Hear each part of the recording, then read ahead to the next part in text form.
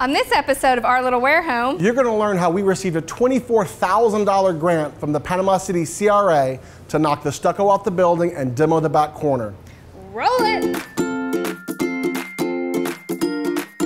We're the Branch family, just ordinary people who decided to buy an 80-year-old warehouse and turn it into our downtown family home. Come along with us and experience all the hard work and thousands of decisions it's going to take to turn this derelict warehouse into our little Warehome. Alan's project is really unique because it's providing an example for people, a catalyst project about how you can redevelop spaces downtown that aren't traditionally residential space. Our Panama City Community Redevelopment Agency has a facade grant that can cover paint, landscaping, stucco removal, signage, doors, windows, and demolition. There are community redevelopment agencies with budgets allocated to projects just like this. So I went down to City Hall to talk about getting some grant money. I'm Jared Jones. I'm the Assistant City Manager and CRA Director for the City of Panama City, Florida. The goal of the CRA is through focused efforts in redevelopment to increase the taxable value. CRAs eliminate slum and blight. Well, you don't see slum and blight from the inside of a building, you see it on its outside. So that streetway or traffic-facing facade is the most important piece to redo. So our CRA does reimbursement grants, which means you get the work approved, do the work, show them the receipts, and they'll match you up to 50%.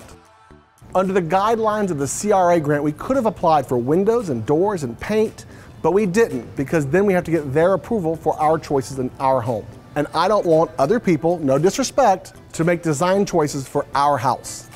The last step of the grant approval process was a meeting with the Downtown Improvement Board, which is made up of local residents and business owners. I had to convince them that I could take their money and really improve this building. And the other one is 316 Park Avenue. They're wanting to change that into a residential. I'm really excited to see it happen. He's doing something that took a lot of vision and foresight. He's going to remove the stucco and redo the roof and completely gut that building and turn it into his home for his family. I didn't even know that building was even there. It's tan, it's stucco, and you just kind of ignore it, and it's just odd-shaped, triangular building. And it came on the market, and I was down there, we rolled the door up, and I said, this is a brick building under the stucco. Under the beige stucco is this amazing full brick wall building.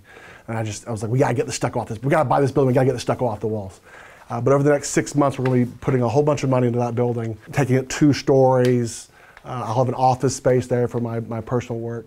I'm not a public speaker, so I was pretty nervous. I don't even remember what I was saying, but I was wearing my fancy green shirt and I was feeling super charming that day. I'm bringing my kids here. There'll be a 10-year-old and an 8-year-old riding bikes downtown. So if you need people to report vagrants, we'll be those people. So we're just really, I mean, I keep saying excited, but that's the only word it comes to. I'm just really excited about being downtown. And we support 424 Harrison and 316 Park Avenue. Everybody was in favor? Aye. Okay. Yes. Motion passes. And with that motion, the grant is approved. The work can start now.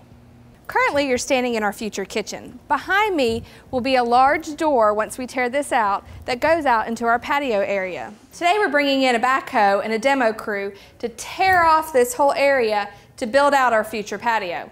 As you can see, this was stick construction just thrown together to build this addition. It's disgusting, gross, and smelly down here. Goodbye. There's a huge cockroach. Today, we're gonna knock this thing down.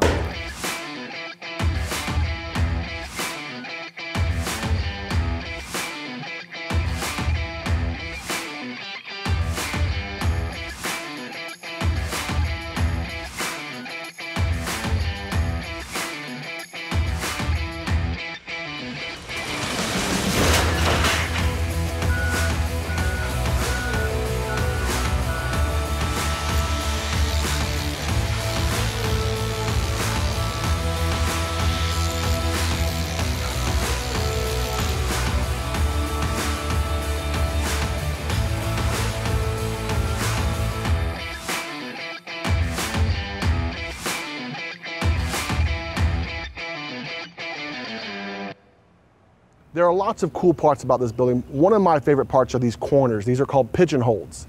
and it's where the brick joined together to make a seam. And we've had guys for the past month and a half knocking this old stucco off this building. Unfortunately, there was not wire mesh behind the stucco, which would have made it way easier. Instead, we had to take rotary hammers and basically jackhammer off the stucco, then come back with grinders to go from this stage to this smoother stage. Later, we'll come back with a Quikrete wet sealer and seal the brick to enhance the colors. This brick right now is very washed out, very plain. It's still pretty, but when we wet seal it, all the colors will be enhanced. I'll show you what it'll kind of look like now. I think it's really beautiful because you see grays and you see some creams, and it'll make the whole side really pop. It'll go from this sort of dusty, white, plain look to this rich, color-filled wall, which we're really excited about. This brick is 80 years old, and we're finding tons of repairs, broken bricks, old mortar, things that need to be cleaned up and replaced. Let's bring in a brick mason, a Cajun brick mason. I like working with old brick. I do, because to me it makes a better job, you know what I mean? It makes like a statement, you know what I mean? It's character, you know?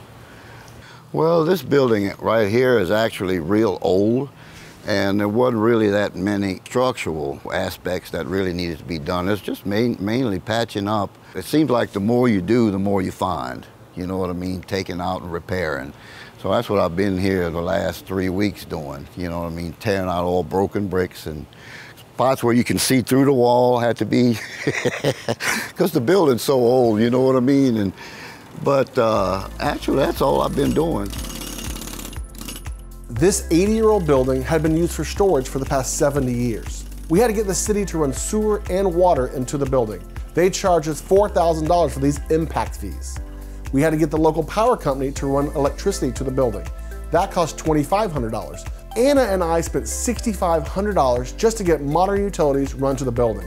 We're learning all kinds of stuff. And here's what else we've learned. There are lots of small town downtowns that have vacant, empty buildings that you can purchase super cheap and build into your home. But remember, cash is king, and banks do not want to give loans for odd projects like this. We also learned that a lot of cities have grant packages for projects just like this to help people just like us. Now the real work starts. We have to hire an architect who can take our ideas in our head, put them into a blueprint, hire an engineer who can make sure it's strong and a safe building, then hire a general contractor who can lead us through this 6-month construction project. And I hope you'll follow along as we learn about windows and doors and insulation, flooring and roofing.